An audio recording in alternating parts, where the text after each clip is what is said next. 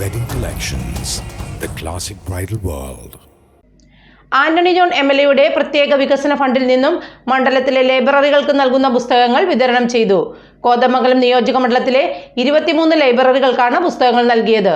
Antony John MLA പുസ്തക വിതരണം ഉദ്ഘാടനം ചെയ്തു.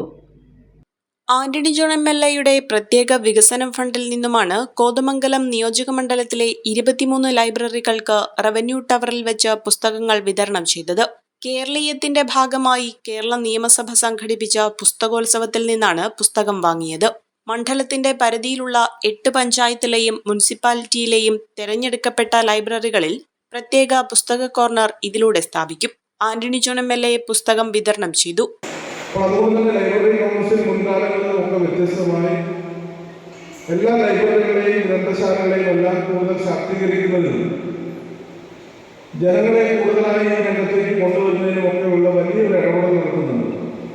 അപ്പം അതിൻ്റെ ഭാഗമായിട്ടാണ് കഴിഞ്ഞ ഒന്നാം പിണറായി സർക്കാരിൻ്റെ കാലത്താണ് നമ്മൾ ഈ തദ്ദേശ സ്വയംഭരണ സ്ഥാപനങ്ങളുടെ ഫണ്ടുകൾ കൂടുതലായി ഇതുപോലുള്ള ചടങ്ങിൽ library council president K O. Kuriakose അധ്യക്ഷത വഹിച്ചു.